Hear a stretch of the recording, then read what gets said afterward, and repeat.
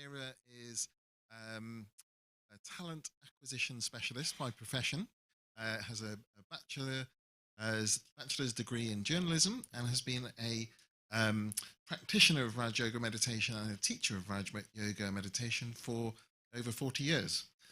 Thank you, Mira. Once again, a beautiful opening. So welcome to everyone for this evening's event, Spiritual Ethics in Daily Life. Welcome to everyone in person, but also if you're online on the webcast, the website, or one of our social media platforms. So we're really fortunate today. We're going to be able to hear the wisdom of Sister Jayanti as she explores how spiritual principles can guide our decisions, nurture our relationships, and bring greater harmony to our everyday life.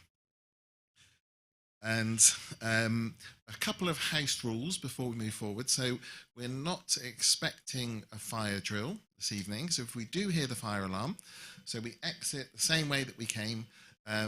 The ushers here will guide you, but we go down the steps and we congregate on the other side of the road on the big square. The bathroom is just on the left down this corridor, and there's also a water fountain just at the top of the stairs that you came up. Okay, so we hope that this evening is going to be insightful, practical, and inspiring. But before we move further forward, I'd like to share a little bit about the Brahma Kumaris. So they were founded in 1937. It's a worldwide spiritual organization in over 100 countries and dedicated to personal transformation through the teaching of Raj Yoga meditation, a range of courses aimed at developing a positive approach to life, living a stress-free life, and living harmoniously. Uniquely, the Brahma Kumaris is the only female-led spiritual organization in the world. And with its leadership, very much embodying compassion, humility, and wisdom. And today, we're actually going to be spanning the generations. So I'd like to introduce Krishna next. So Krishna will be coming up in a moment to share her own experience of Brahma Baba. Now, I'll talk a little bit more about Brahma Baba after we've heard from Krishna, but we'll hear about her experience first of all. Now, Krishna is 13. She's a student here at Inner Space Wembley. And I said we're spanning the generations. Krishna is what we now call Generation Alpha. So that's people born after 2010. And the two characteristics that I've discovered about Generation Alpha is that they're highly connected, and I think we'll see that when we hear her little presentation, and environmentally conscious. So, Krishna, welcome, and if you'd like to come and share your experience.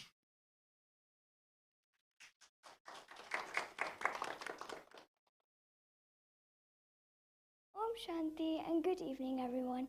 My name is Krishna and I'm 13 years old. Today I'm honored to speak in the presence of Sister Jayanti and share my most divine experience with Shiv Baba. One day, I visited Inner Space to meet the sisters and visit Baba's room. As I sat there in silence, something magical happened. Baba's eyes shone brightly at me. It was as if he was speaking directly to me. He told me that I must follow my own path of love. In that moment, I felt an overwhelming sense of peace and love. Shiv Baba's presence filled my heart with warmth and clarity, inspiring me to live a life of compassion and positivity. I feel so grateful for Brahma Baba. His teachings have shown me how to find strength, wisdom, and joy in every aspect. He's like a guiding light, helping me navigate challenges and grow spiritually. My mother is my inspiration in my spiritual journey. She has nurtured me with kindness and love. I'm also deeply grateful to the selfless sisters who have supported my journey with their care and love. Shiv Baba's guidance has brought a divine change in me, helping me discover my journey of spirituality. Thank you. Om Shanti.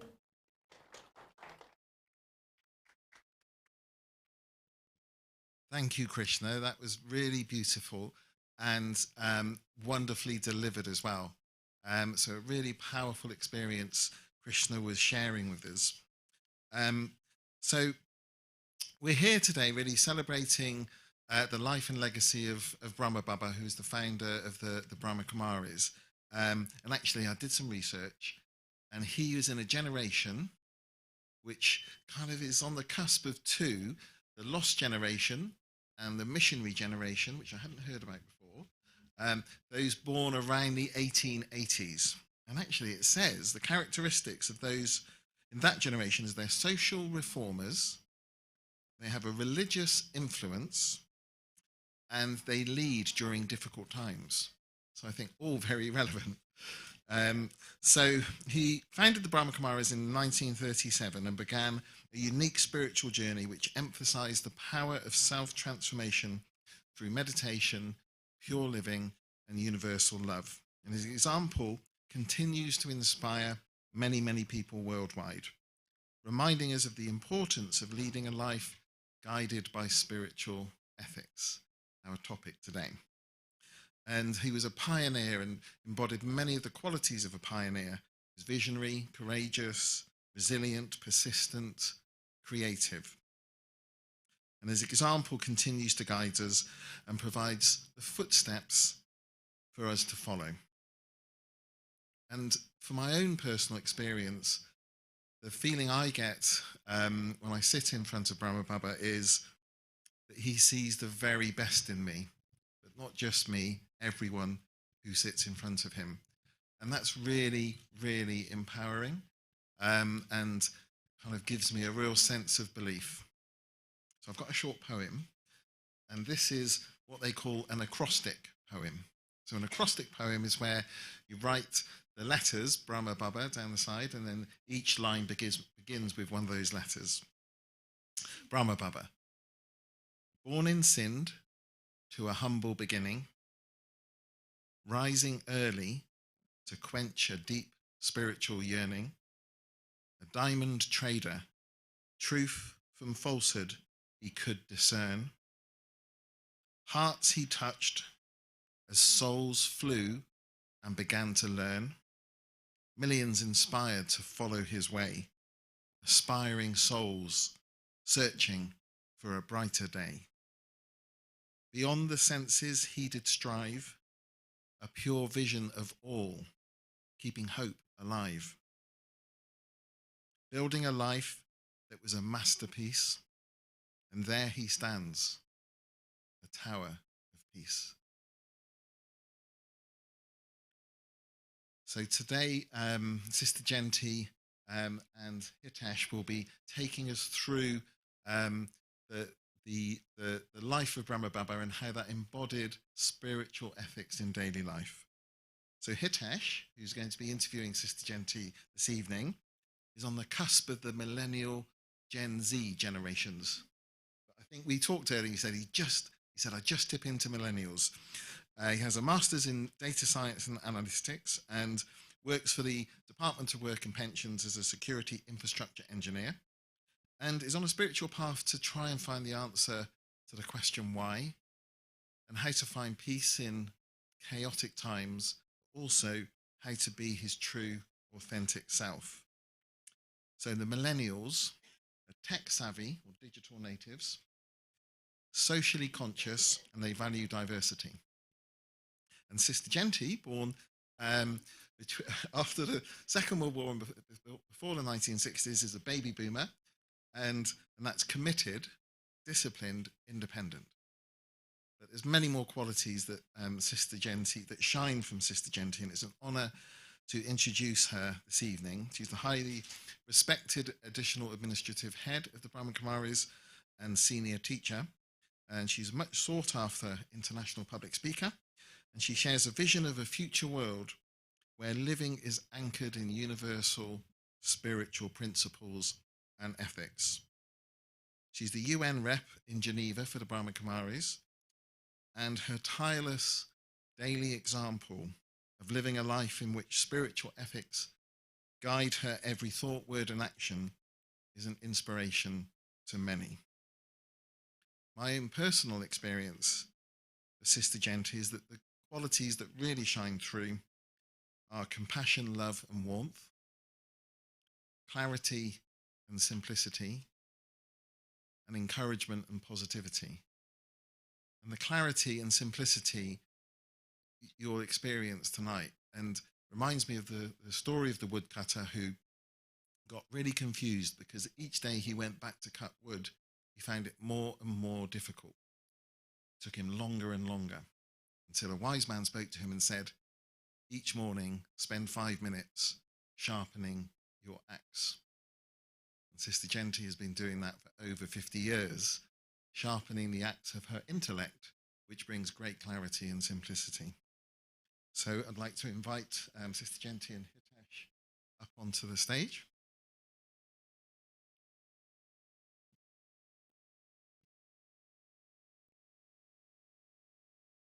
And also, could we have a show of hands for those that are here in person for the first time? Does anyone come to Inner Space Wembley for the very first time? Okay. Thank you. So about 6 or 7. Okay. Thank you.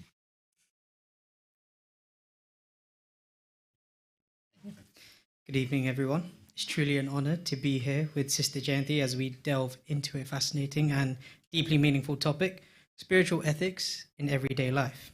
Everyday life, as we know, moves at an incredible pace. Generations are evolving rapidly, and advancements in tech, particularly with AI.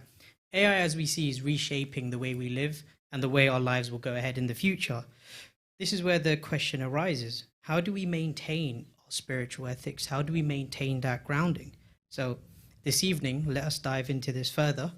So, let's start off with, what is the meaning of ethics?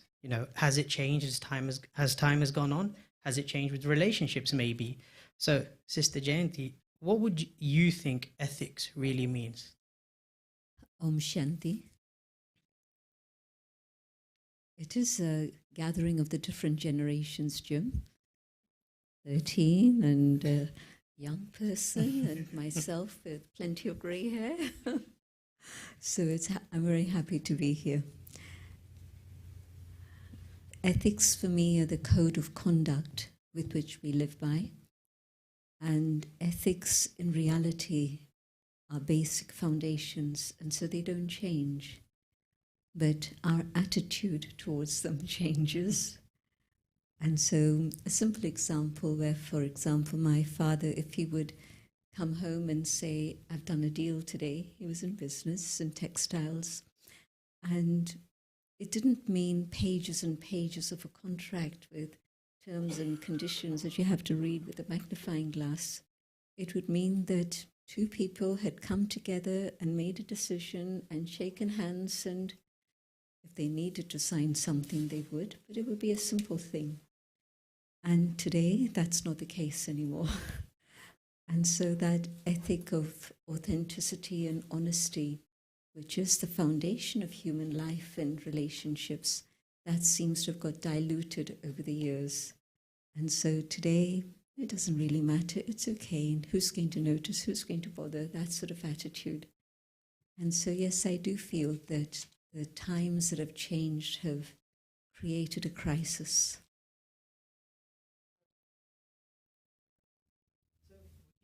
There is a is there a difference to spiritual ethics then? Or would you say it's similar or different? So a little bit on that. You've met the pioneer of peace, Brahma Baba.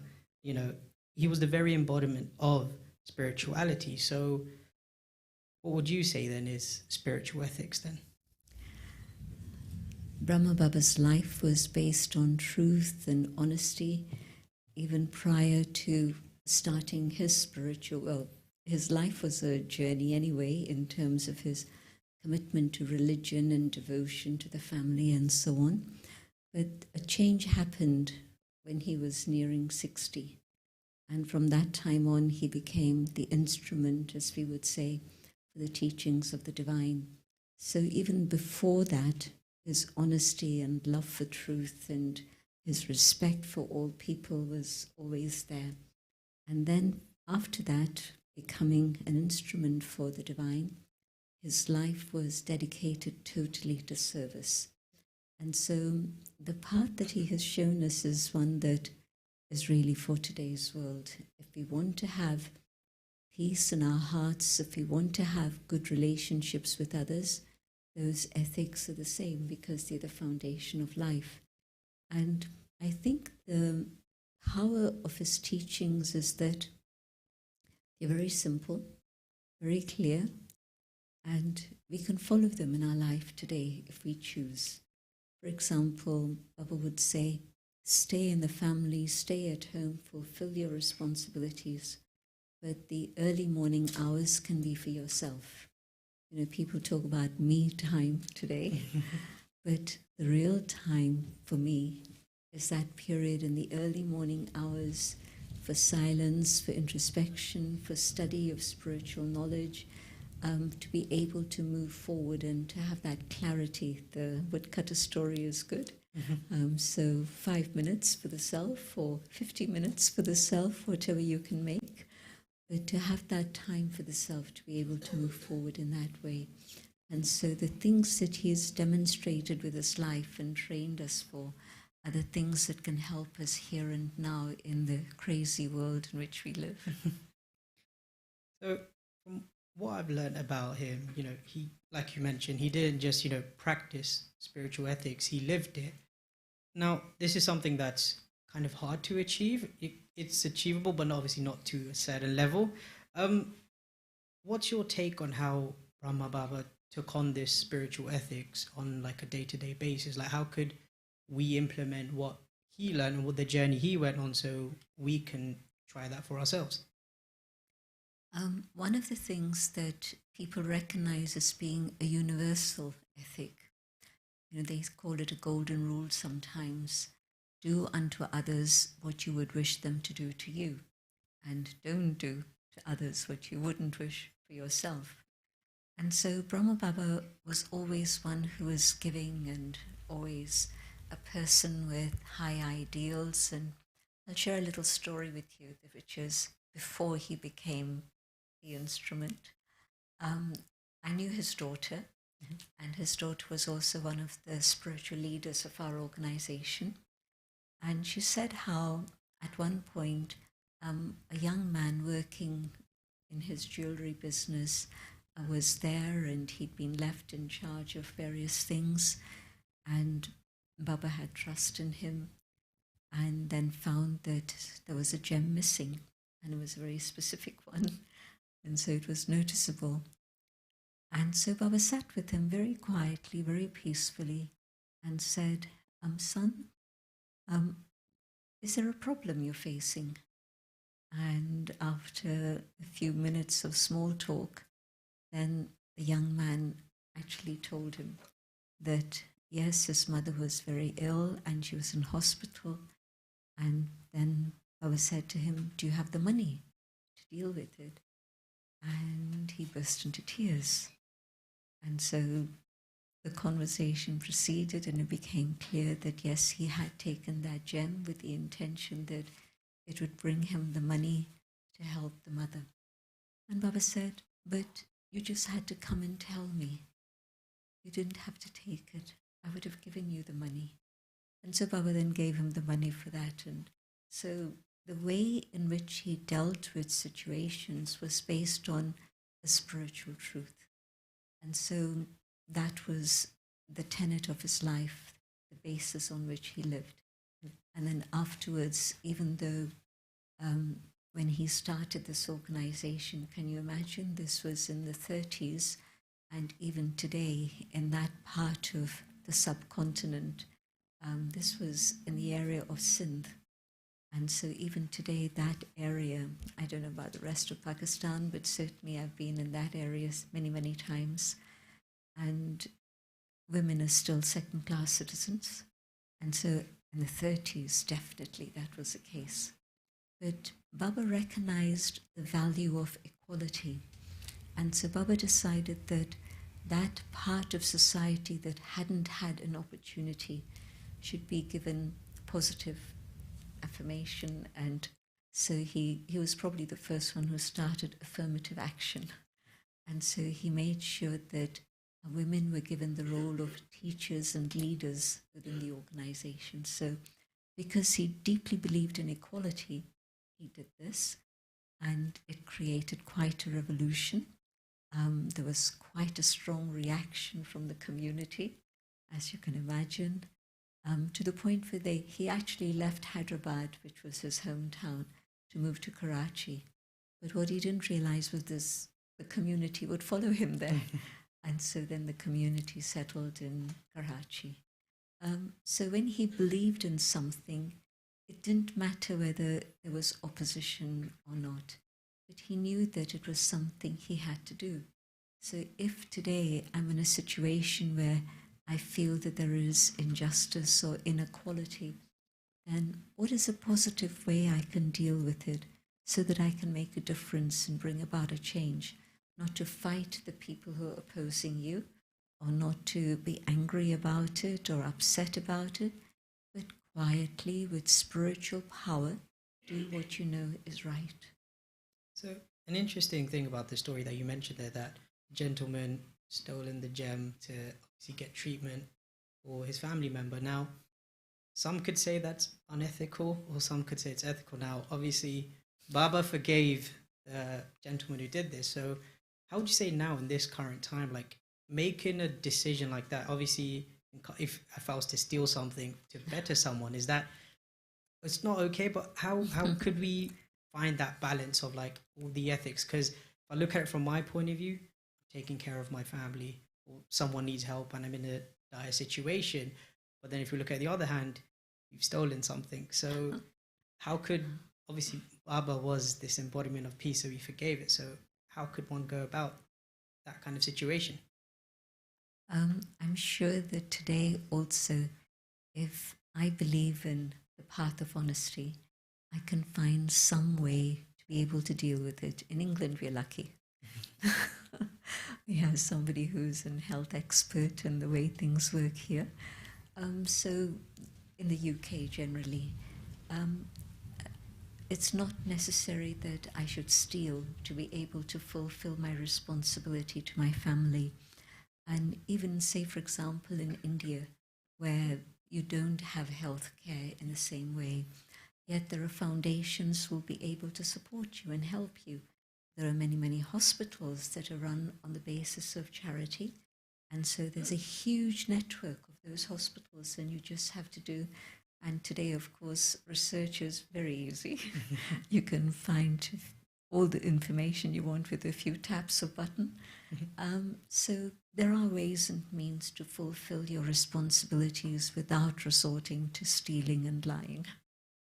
Yeah. So a little bit about Baba, like he had the Supreme guide him, but before that he was on his own journey. Before he got to the Supreme level, he had 13 gurus. Now, how does one know what is my journey? How do we know the spiritual path that we're on is the right one? Because again, trying to look at it as an everyday life, how we're living life, balancing work, family, social life. How do we find that this is the path and this is correct? How do we balance? For Brahma Baba, normally you would say that a human being has one guru in their life, not a whole string of gurus. But for Baba, it was interesting because the first guru went to answer certain questions, but there were still deeper things he needed to understand. And each guru would say to him, move on, move on. You have my blessings, and move on. Normally people would say if you leave one guru and go to another, you'd be cursed. They would use strong language and they wouldn't want you to do that. But in his case, because of his humility and pure love for God and deep desire to understand truth, every guru allowed him to pass on to another, until he came to the point where, nearly 60, he had a series of visions. And as a result of those visions, when he went to his guru, the guru had no answers for him.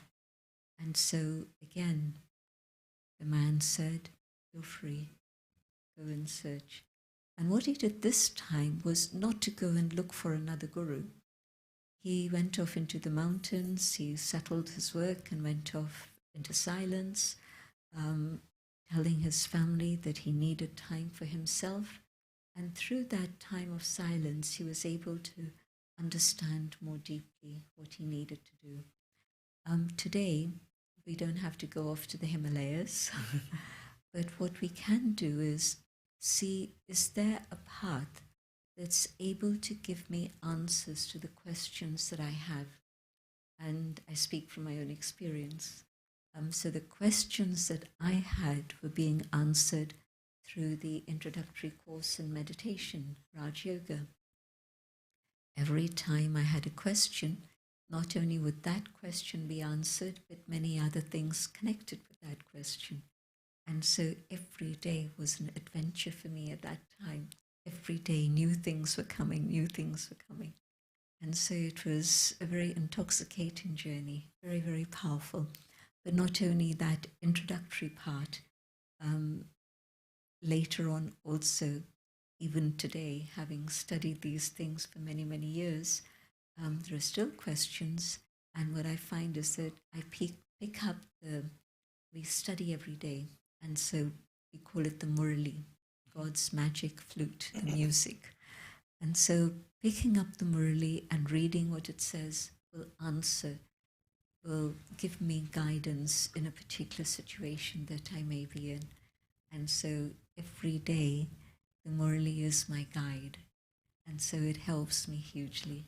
So one is when you find a path that answers your questions. But secondly, it's not just theoretical answers, but you also get very practical steps in how to be able to experience those things. And so if your own experience through meditation and a deeper understanding helps you have more clarity and you move on, then there's an expression we use, the authority of experience.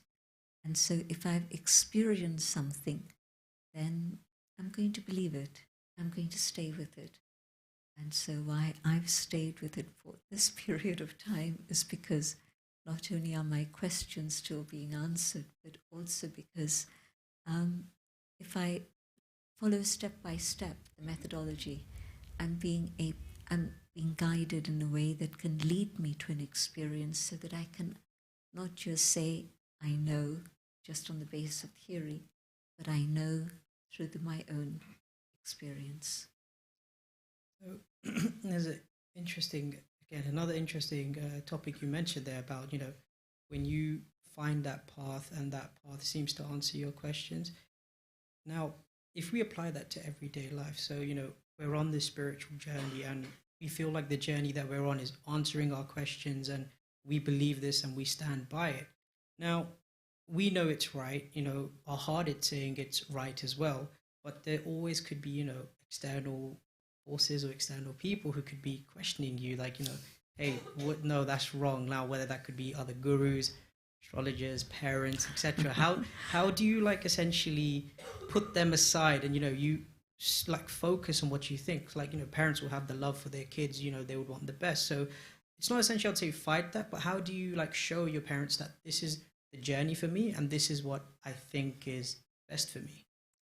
My father challenged me very strongly when I decided that this was to be my life. And I admit that it was quite a drastic change. Normally you go to a center and you come home and do what you need to do. But I had decided that I wanted to live in the ashram. So as I say, it was pretty drastic and it was difficult for him to accept that. But when he saw two things, A, he saw my happiness, and B, he saw that the work I was doing was actually helping people. Think about the time in the 70s when meditation was very much a fringe thing. It wasn't establishment at all.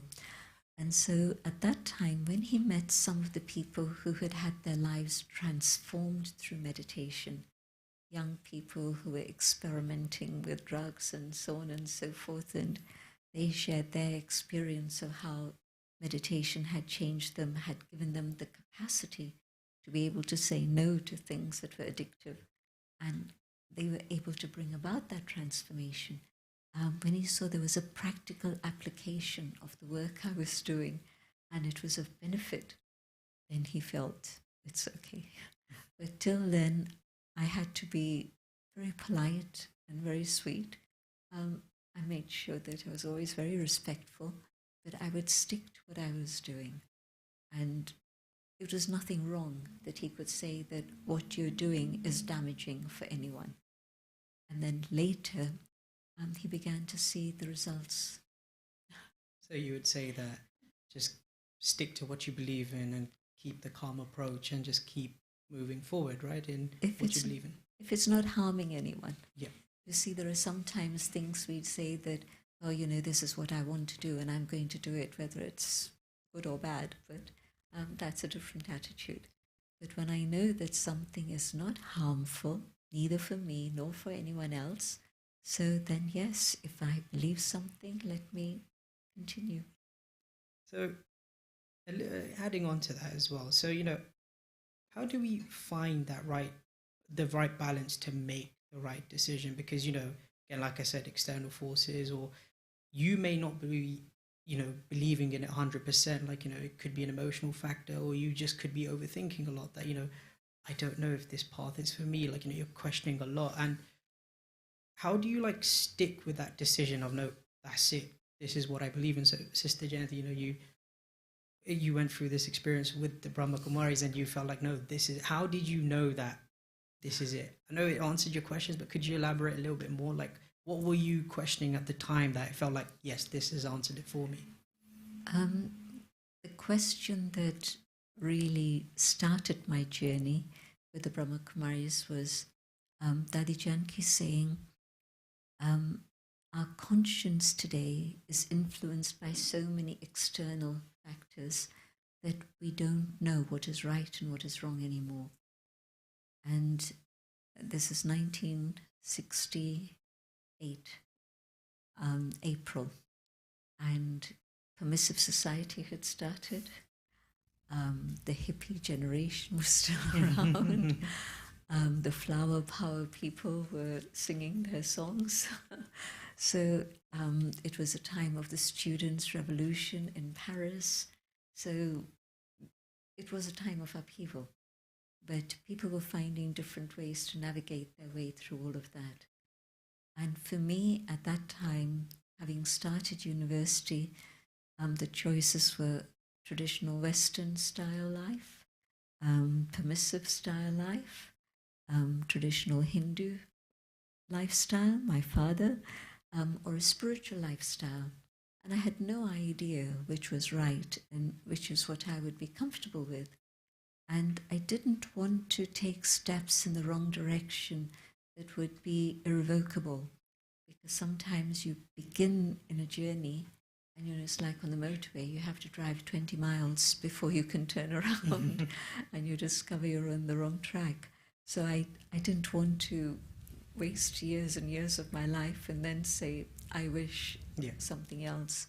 So I was just biding my time. I thought, let me study, let me have a career, and when I need to decide, I'll think about it. But then I came to India, and after a few months, came to Dadi Janki. And when she told me this, that this is the issue that's happening, that it's the conscience that isn't able to work properly, and to make it functional again, you have to get it clean. And I said, well, how do you do that? And she said, meditate. And so that's where my first question was answered. What is it that doesn't allow us to see clearly where it is we need to go? And so how do I remove all those external influences of, and it's even worse today, because at that time media was BBC, ITV, full stop, and a few newspapers. But today, the influence of media, social media, as you would know, is so huge, so huge. And there's a lot of confusion about right and wrong. What should I do? What should I not do? And so even where maybe I begin thinking that this is what is right, but there'll be 1,000 influencers who will tell you, no, that's not right, this is right. So just media on its own, never mind culture, education, friends, and anything else. But it's a world in which we have a huge amount of choice and we don't know what's right or wrong. And there's a statement that says that when you have a lot of choice but not enough wisdom, that's the recipe for stress, which is as you see today. Why is it that young people get stressed, young people get depressed? The statistics are absolutely awful. And so I think that if people were to understand that there is a way in which if you just never mind Raj Yoga, but if you just keep your mind silent, and if you begin to explore your own identity, your inner identity, and through that, you're moving in a direction in which you're beginning to see your way towards the light. And for me, I remember age 14, and I had a question. Well, is there a God or isn't there a God? Age 10, maybe 8, I think 8. I'd asked the question, is Santa Claus real?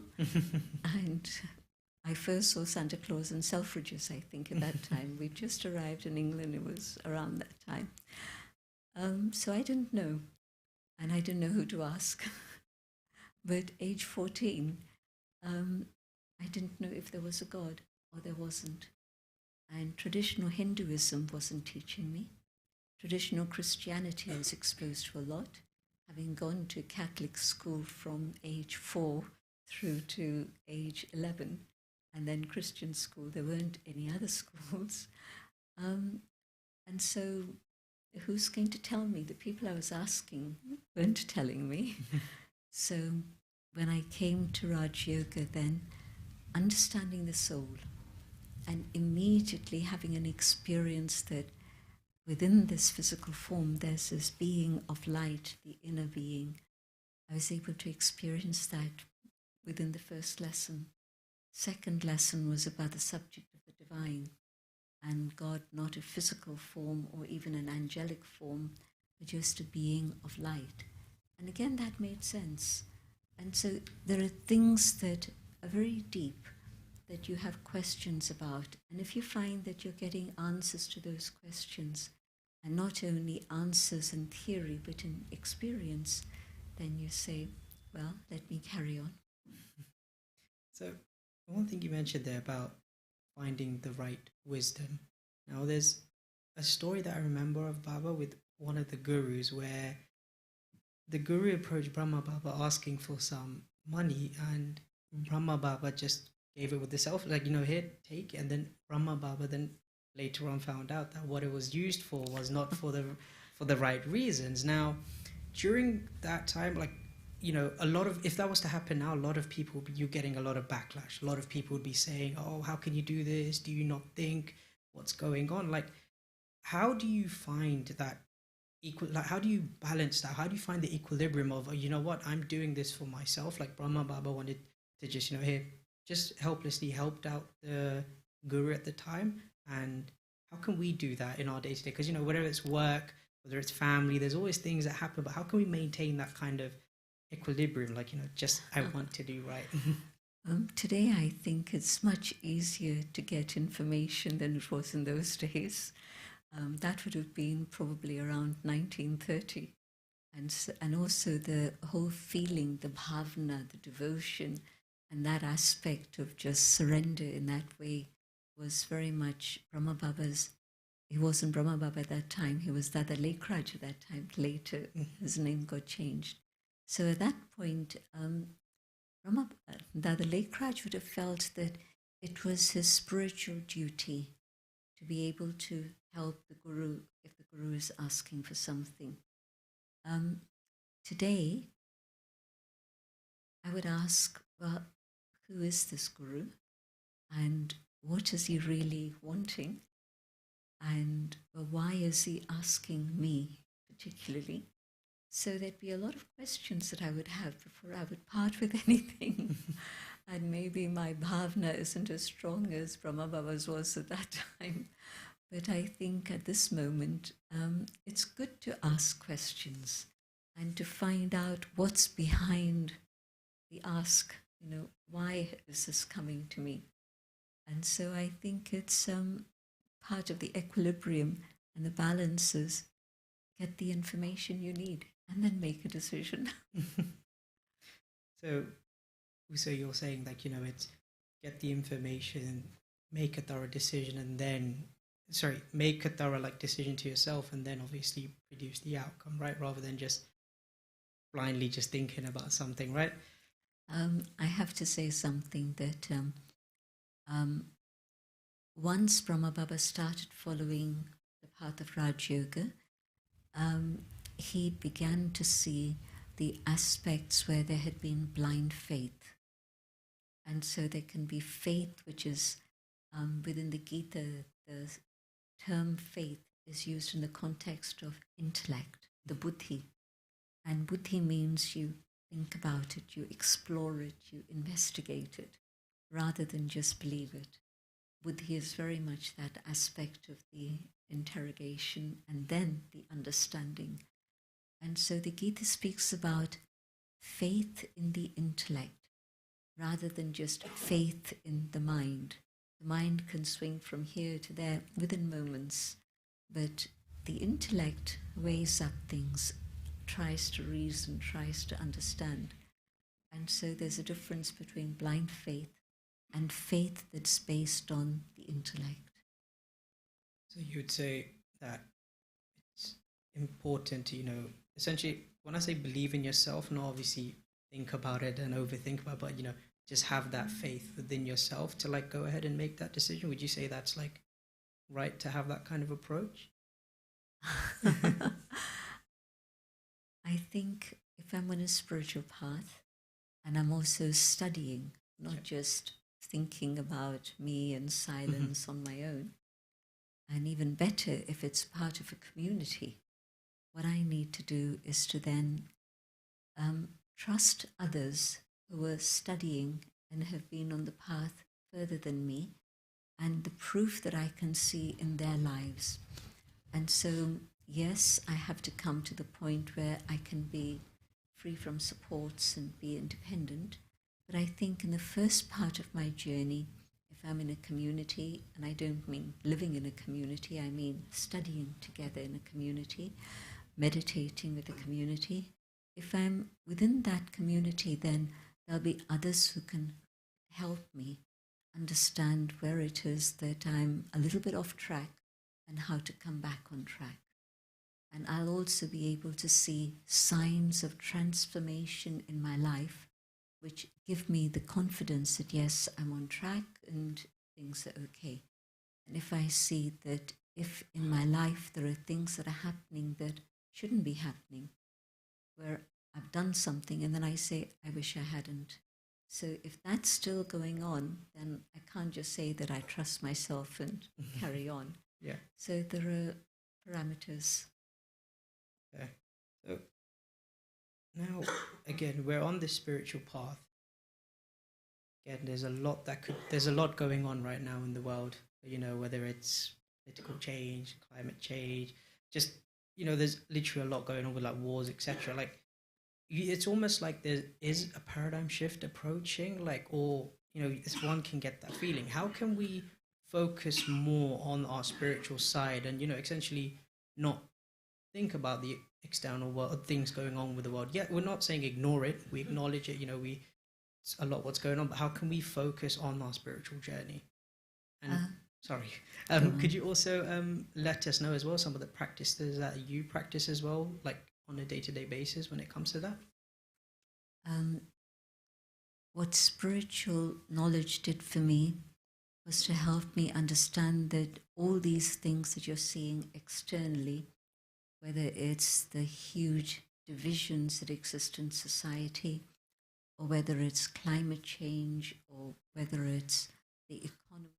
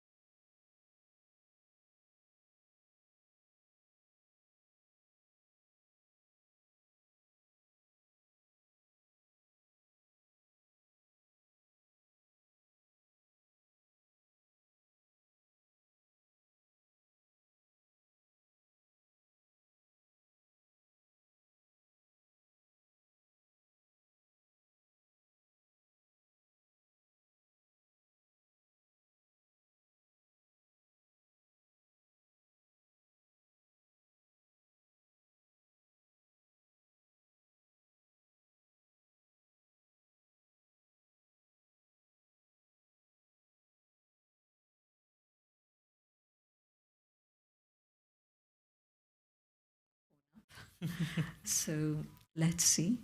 But that situation, I remember, one of the largest nature conservation organizations. It was then that they invited us. We've been around for years, but it was then that they invited us to share things from a spiritual perspective, and not just from the Brahma Kumaris, but from many other religious organizations also. And so there's a very distinct difference between before that and after that. So it's a very new thing that's happened, though, relatively. And so I think that people are now ready to understand that the problems are not just the problems out there. The problems are we've moved away from our spiritual identity, we've moved away from our inner values. So again, I'm going to carry on that question and that topic. So this is just the final question from me before I pass it over to the audience.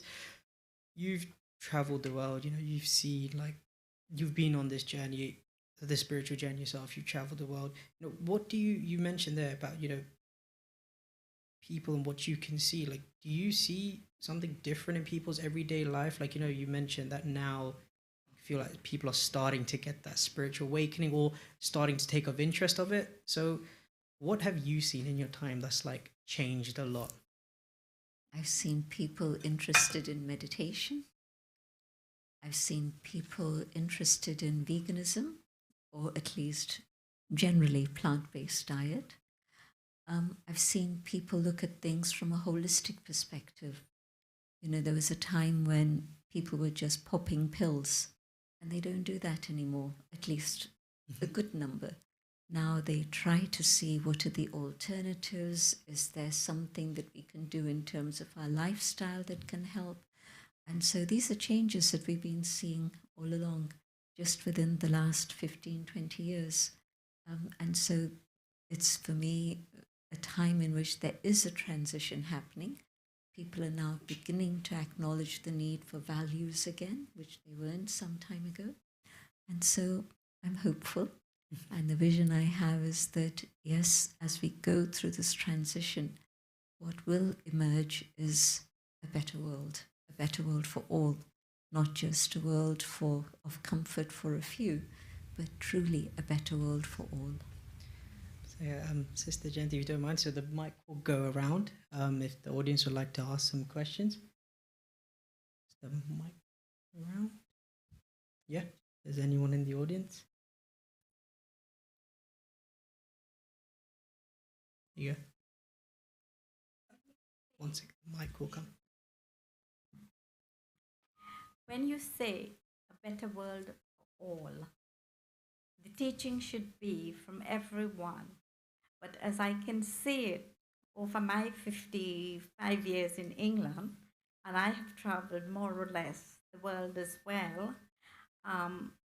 the differences are people are selfish. And what can we do to open this way of life?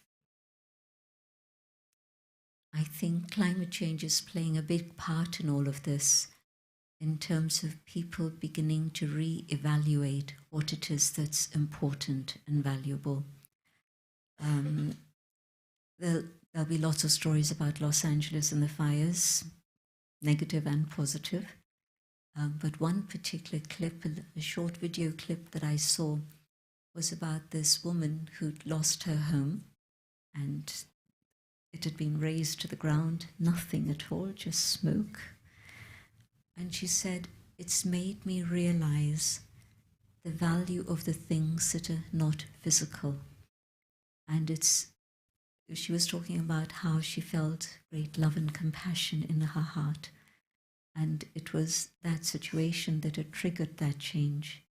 And so, yes, I know there's stories about people looting mansions that were burning down, all of that. And yes, I'm seeing that we're at a very interesting, critical point in which the forces of negativity are very, very strong. The anger, the greed, the ego, all of that. But on the other side, there's now this process of awakening that's happening. And I see that the goodness is what always wins. It's not a fairy story.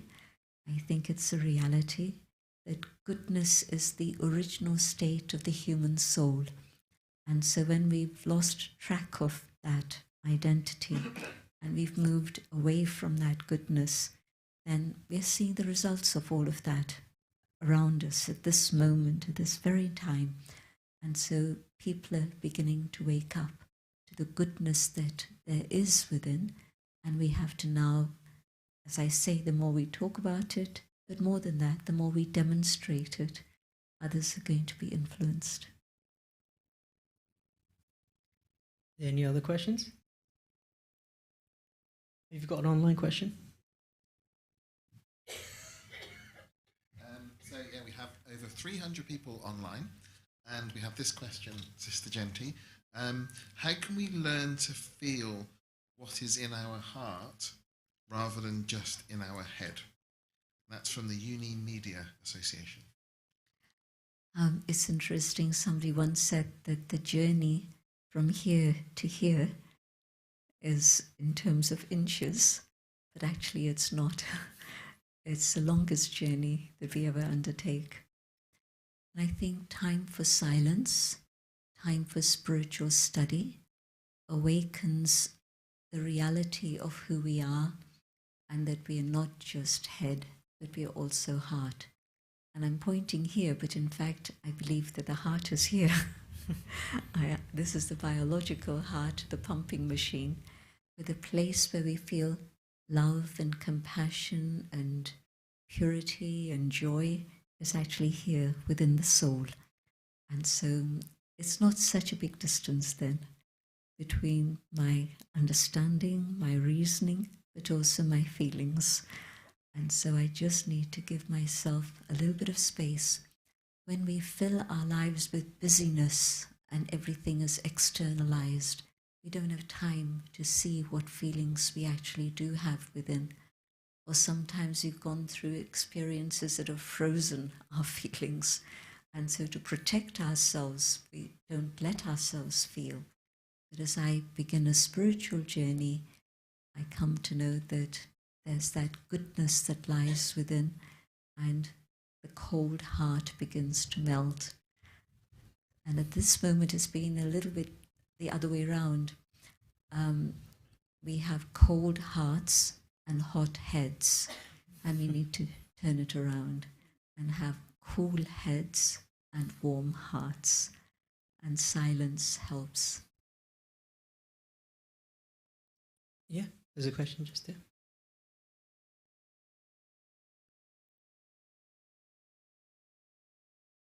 I'm Shanti.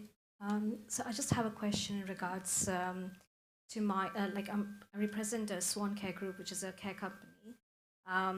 We run workshops for our service users and our care workers, well-being workshops, where we give an insight of spirituality. So I take a lot of insights of Brahma Kumari, because I've been coming for a very long time. So I've embedded those values, ethos, principles, morals on a day-to-day basis, and all our policies and procedures also actually amplify quite a lot in detail about spirituality and how we can change the well-being and the mindset of our care workers, because they're the ones who are actually dealing and healing people on a day-to-day basis. So I really wanted to have that kind of workshop for them, which we can give them more of a spiritual insight. So if you can tell me how I can better improve on supporting my service users and my care workers.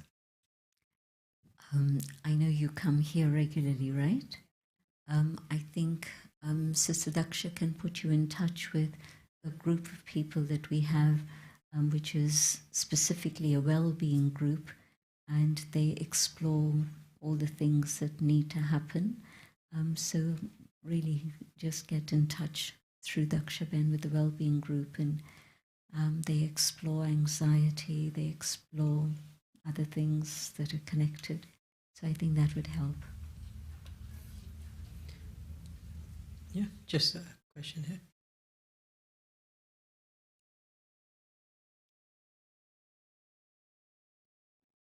Om Shanti.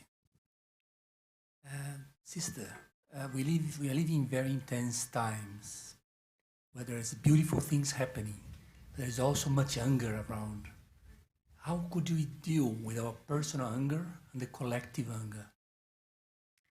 Personal anger, it doesn't happen overnight, but you begin with changes. And the first step is just to come to that experience of the peaceful soul that I am. If I can experience that even once, and it's not so difficult, just focusing here in the center of the forehead and letting myself come to the awareness of the inner being separate to this physical body. And in that awareness, I come very quickly to the awareness that peace is my original nature. When I've forgotten that and I come into the consciousness of this, then there's you and me and I and mine and all sorts of other things that come up. But in the awareness of the spiritual being that I am, going deeper and deeper within the self, I can experience peace. And one way to develop that experience, and that's going to negate the forces of anger, is to have early morning meditation. And we meditate for a stretch of time early, and this is what I would recommend. But we also meditate together collectively so that the vibrations can multiply and reach out to others too.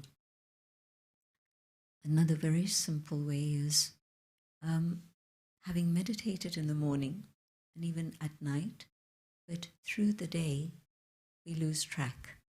And there's a very simple system we use. It's called traffic control. And it means stopping the traffic here for just a couple of minutes. You can set your mobile phone to give you a signal. If you're working at home, it can be on your computer, wherever it is you are. But if every hour, just for 1 or 2 minutes, I just go within and connect with myself and find that sacred space of peace inside, then the next 58 minutes are more likely to be peaceful. It's not just then the effect of 1 minute having an impact for another minute, but 1 minute can have an impact on many other minutes. And so just reminding yourself of who you are and changing my vision and my attitude to others. So I'm seeing others as beings of light, as souls that are shining here, which means that I'm not seeing bigger or smaller, or richer or poorer, or educated, uneducated. I'm seeing the soul.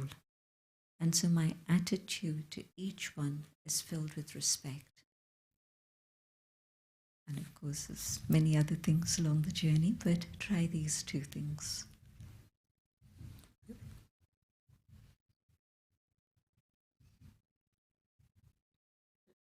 Om Shanti to everybody. My question or to say is that we earlier on with some of the things talking about AI and this the media has taken over our lives. Lot of stuff is coming from there, and doesn't matter how much we try not to pick up that mobile phone to look at it first thing in the morning, even if it means the weather, then it comes up with a lot of other things.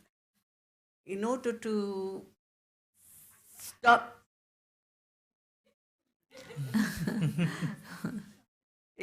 in order to stop all that, what can we do in best way to do it? I do meditation early morning and try to do it during the day as well and night. And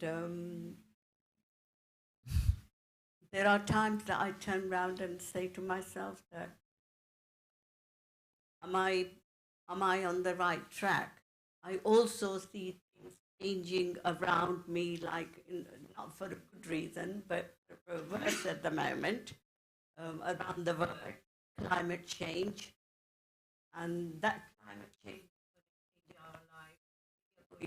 going back to our originality. And how can I keep myself on the track, not to get mixed up with all the other stuff? It's a very big one. Meditation's absolutely vital, but the second thing is also spiritual study. And if I'm making sure that, it's the story of the oil in the lamp, and you have to keep pouring in the oil to keep the flame burning. Otherwise, it was burning brightly a little while ago, and now the flame is getting more and more dim, and it's at the point of, actually just coming out, extinguishing. And so I have to keep pouring in the oil. And that means I have to keep reminding myself through spiritual study, who am I? Who do I belong to? Where am I going? What is it that I really want? And find friends who also believe in these things, so that when I say community, it doesn't have to be an official, formal organization. Just 3 of us, 4 of us sitting together, making time to talk about these things. Just making friends with those who are already on the journey themselves. I'll use an expression that some of you are familiar with, not everyone.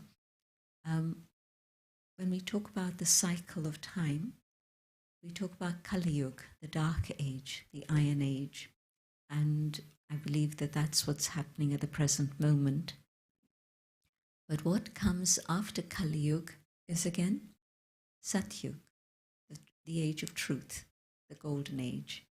Now, if you see time on a linear scale, you start here, you finish here. But the soul is eternal. The world is eternal. So it's not that you start and you finish.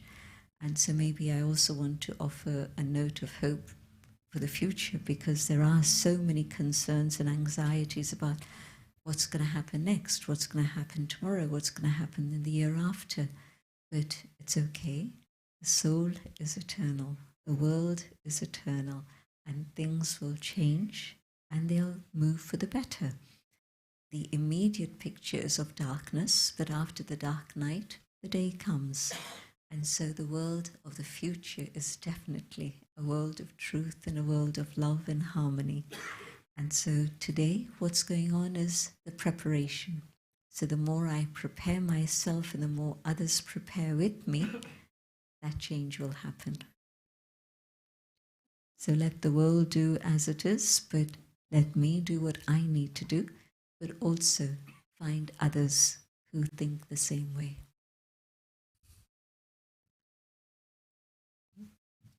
We have one final question, another one from online.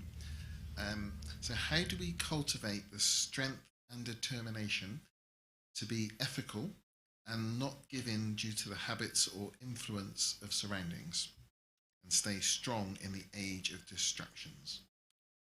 I've been talking about the soul, but also in my own meditation, it's not just thinking about the inner being, it's also very much thinking about the divine and connecting with the source. And so when I'm in the state of body consciousness, I'm far away from the source. When I'm in the awareness of the soul, then I'm tuned to the right frequency in which I can feel the presence of the divine and make a connection, a relationship with the divine. And the divine is the source of spiritual power.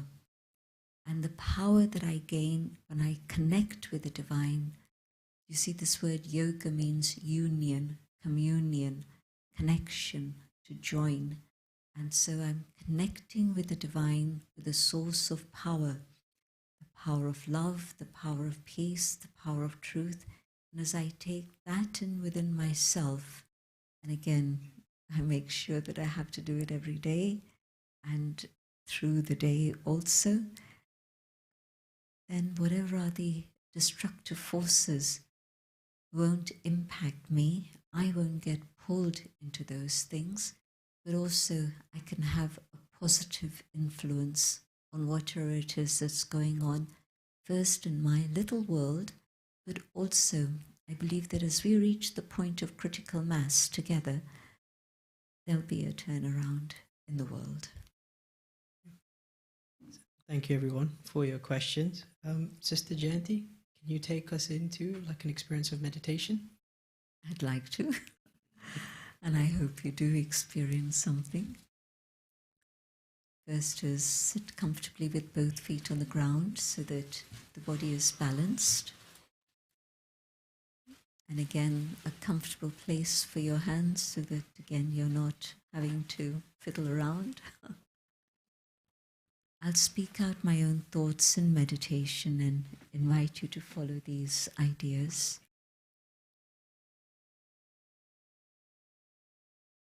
I let the body sit still. And I focus my thoughts in the center of the forehead.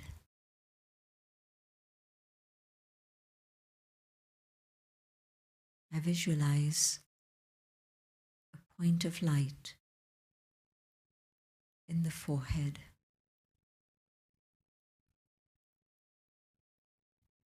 And in this awareness of the inner being,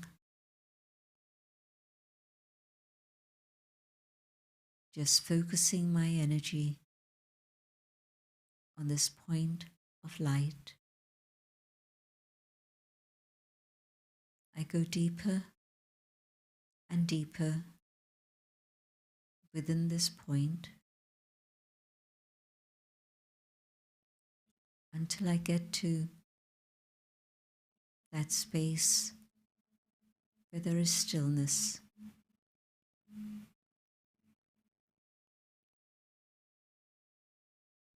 And in the stillness, there is peace. And in this awareness of peace, I can feel the presence of the divine, the source of peace, of love, of wisdom. And from the source, all of these qualities reach me. And not only do they reach me, but these vibrations from the source of peace and love and wisdom, purity and joy, reach out across the world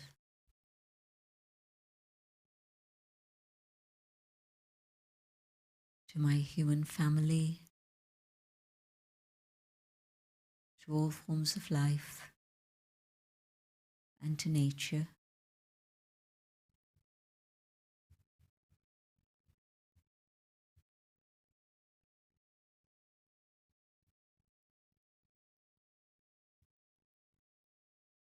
And from the source, all these qualities, influences, so that souls can begin to experience these gifts from the divine.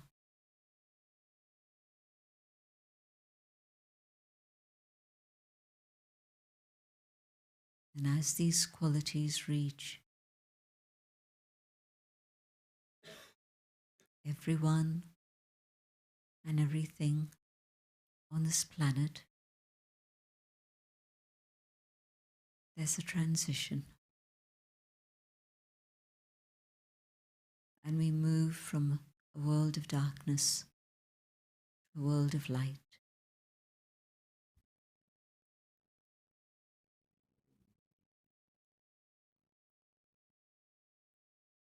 Each time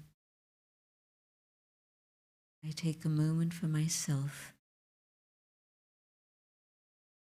come back to this awareness of peace and contributing to creating a world of peace.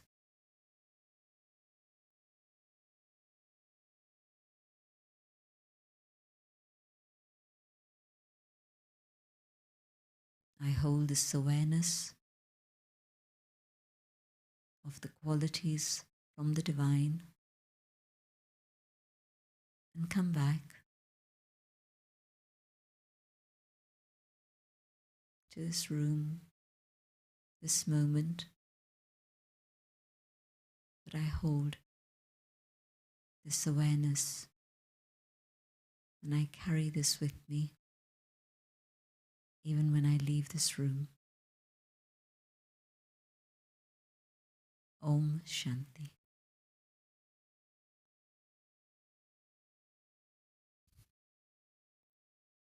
Thank you for that, Sister Jayanti, and thank you for the insight into the topic today, which was spiritual ethics in everyday life. Om Shanti. Thank you for your questions.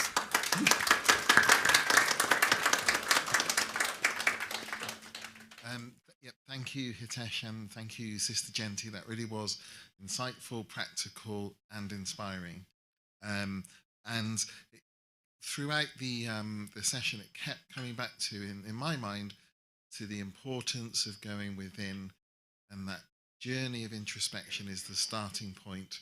And in this book here, which you can get downstairs, it's called Spirituality in Daily Life, and it's written by Sister Jayanti.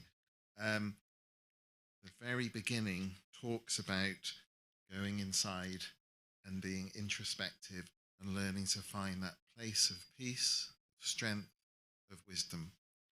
And I'd like to highlight another book as well, written by Sister Jayanti, which you can find downstairs in the shop. This one's called Practical Meditation.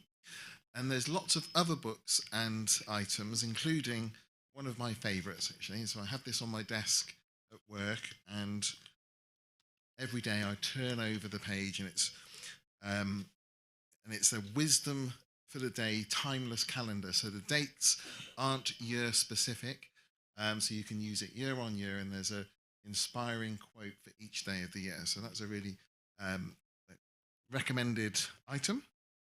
So coming up soon at Wembley in a Space, we have next Tuesday's talk, which is entitled Living with Integrity.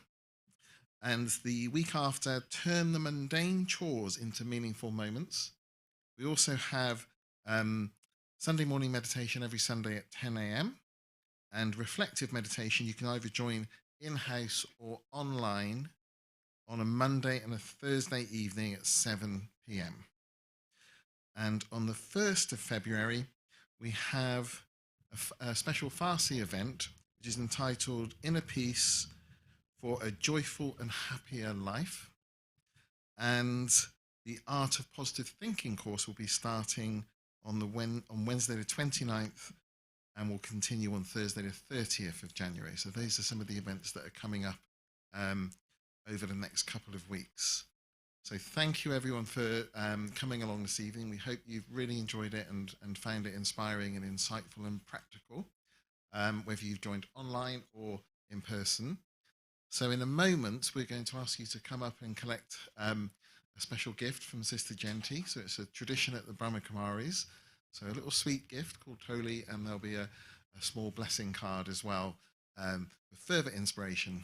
So we'll have some nice, relaxing music, and you'll be invited to come up and collect the gift from Sister Jayanti. But I think before we do that, another round of applause and thank you to Hitesh and Sister Jayanti. Okay.